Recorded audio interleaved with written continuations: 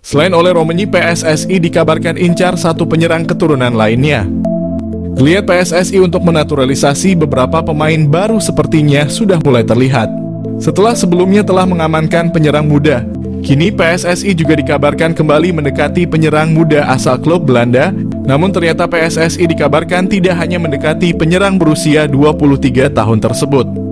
Salah satu pemain yang juga dikabarkan tengah didekati oleh PSSI adalah Milan Manhoef.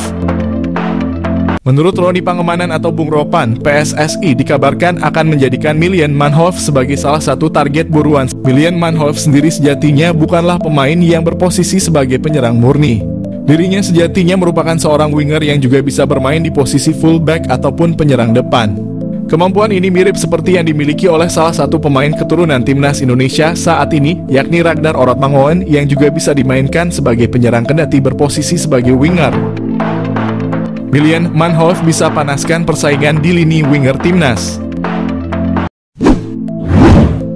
Jika rencana ini terrealisasikan, maka timnas Indonesia akan kembali memiliki pemain yang bermain di Liga Inggris selain nama Elkan Bagot dan Nathan Chuaon. Hadirnya nama Milan Manhoef sendiri juga diprediksi dapat memanaskan persaingan di sektor winger kanan timnas Indonesia. Sejauh ini timnas Indonesia hanya memiliki sedikit nama pemain yang kerap kali beroperasi di sektor winger kanan. Selain nama Witan Sulaiman, ada pula nama Egy Maulana Fikri dan Yakob Sayuri yang kerap mengisi posisi winger kanan timnas Indonesia saat ini. Milan Manhoef jalani proses naturalisasi untuk bela timnas Indonesia. Milan Manhoef, seorang pemain sepak bola muda yang kini merumput di kasta teratas Liga Belanda bersama Vitesse Arnhem, menjadi sorotan karena gaya permainannya yang disebut-sebut mirip dengan bintang Liverpool, Mohamed Salah. Pemain berusia 21 tahun ini memiliki darah Indonesia dari sang ibu yang keturunan Suriname, sehingga membuatnya menjadi salah satu talenta potensial yang bisa dibujuk untuk bergabung dengan timnas Indonesia. Milan Manhoef, bintang keturunan Indonesia yang berpotensi jadi andalan timnas Indonesia. Lahir di Belanda, Milan Manhoef telah menunjukkan bakat sepak bolanya sejak usia muda. Ia memulai karier sepak bolanya di tim junior Belanda dengan membela tim nasional kelompok umur. Dalam perjalanannya, Manhoef berkembang menjadi salah satu pemain muda paling menjanjikan di Eropa, terutama berkat kecepatannya, dribbling dan kemampuan bermain di berbagai posisi. Manhoef mampu bermain sebagai winger kanan, winger kiri, fullback kiri, hingga second striker, yang mana hal tersebut menjadikannya sebagai salah satu pemain yang memiliki versatility luar biasa di lapangan. Pada musim 2023, ia berhasil mencetak top skor untuk Vitesse Arnhem. Prestasi ini cukup mengesankan, namun sayangnya ia belum berhasil menarik perhatian pelatih timnas senior Belanda, Ronald Koeman. Kemampuan dan gaya bermain Milan Manhoef memiliki kesamaan dengan Mohamed Salah. Mereka menilai Manhoef memiliki kecepatan luar biasa, dribbling yang mumpuni, teknik kontrol bola yang baik, serta kelincahan yang luar biasa. Kekuatan utamanya terletak pada kaki kirinya, yang membuatnya mampu menguasai sisi kiri lapangan dengan baik. Mirip dengan gaya permainan Mohamed Salah yang sering kali melakukan penetrasi dari sayap kanan ke tengah. Pujian dari FF Challenge Scout ini bukan tanpa alasan.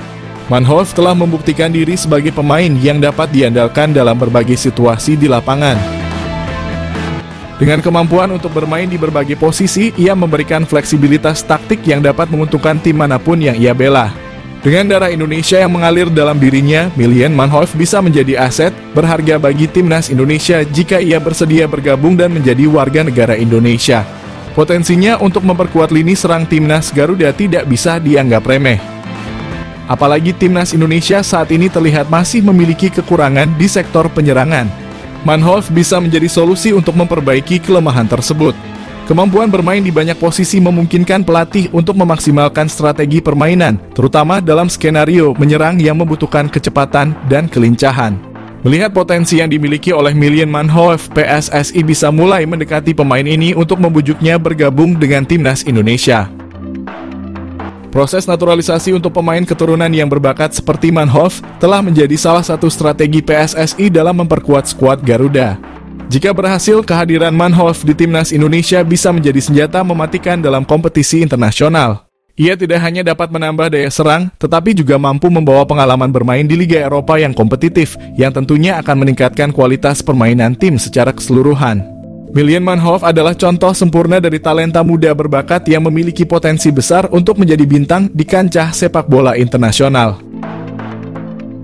Dengan gaya permainan yang mirip dengan Mohamed Salah, ia memiliki semua kualitas yang dibutuhkan untuk menjadi salah satu pemain kunci dalam tim manapun. Jika PSSI berhasil menggoda Manhoef untuk bergabung dengan timnas Indonesia, ini bisa menjadi langkah besar dalam memperkuat skuad Garuda dan membawa sepak bola Indonesia ke level yang lebih tinggi. Emiliano Jonathans target naturalisasi timnas Indonesia. Suntikan tenaga tengah atau sayap. Timnas Indonesia telah bertekad lolos ke putaran keempat kualifikasi Piala 2026. Untuk memuluskan misi itu, timnas Indonesia dikabarkan akan menambah kekuatan baru. Salah satu yang merupakan pemain santer yang telah diberitakan akan segera di WNI-kan demi timnas Indonesia adalah Emiliano Jonathans, yang merupakan penyerang Vitesse Arnhem yang bermain pada kasta kedua Belanda. Gelandangan Emiliano Jonathans yang berusia 20 tahun ini yang mempunyai darah keturunan Depok, Jawa Barat, telah mengakui sudah menjalinkan komunikasi baik dengan PSSI terkait rencana naturalisasinya. Apabila semuanya akan berjalan sesuai rencana, maka PSSI ini akan segera memproses naturalisasi Emiliano Jonathans sama seperti saat mereka melakukan terhadap Eleanor Reinders dan Mads Hilgers. Dengan kehadiran Emiliano Jonathans ini tentunya akan berdampak kepada daya gedor timnas Indonesia. Pemain yang mempunyai tinggi badan 178 itu tak hanya mampu sebagai gelandangan bertahan, akan tetapi ia juga mampu menjadi gelandang serangan, namun juga diplot sebagai penyerang sayap.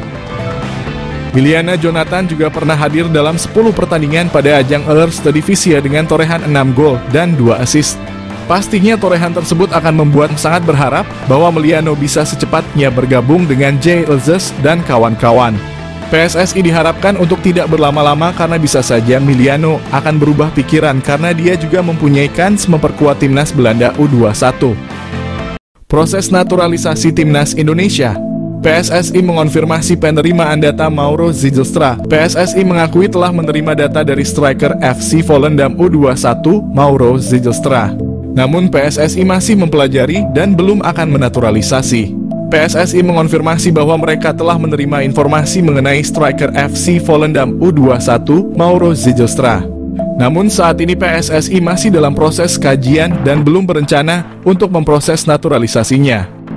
Selain itu, PSSI juga terus mendorong naturalisasi untuk pemain lain. Profit mencolok timnas Indonesia naturalisasi Mauro Zijlstra, ancaman nyata Struijk dan bintang Persis. Nama Mauro Zijlstra mencuat menjadi satu di antara opsi bomber yang layak dipertimbangkan Shin Tae-yong untuk timnas Indonesia.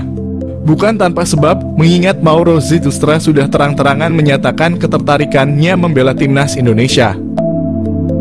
Kode ketertarikan Mauro Zijlstra memperkuat timnas Indonesia pernah diungkap oleh podcast pesepak bola Indonesia, Yusa Nugraha, melalui kanal YouTube-nya. Meski begitu, Mauro Zijlstra tak menampik jika dirinya ingin mematangkan diri dulu berkarier di klub profesional senior baru membuka asa membela timnas Indonesia. Namun tak menutup kemungkinan jika performanya melejit dalam beberapa tahun ke depan, ia tak akan berpikir ulang untuk menyatakan kesiapannya membela timnas Indonesia. Mengingat sejauh ini secara performa Rafael Struijk dan bintang Persis Solo, Ramadan Sananta masih angin-anginan di lini depan Garuda. Lebih lanjut, sebagai informasi, darah keturunan Indonesia, Mauro Zijlstra berasal dari sang kakek yang merupakan asli orang Sunda, lebih tepatnya berasal dari kota Bandung. Keuntungan timnas Indonesia, dapatkan Mauro Zijlstra memiliki finishing mematikan. Meski berposisi asli sebagai otak serangan, Mauro Zijlstra tercatat memiliki insting gol tinggi.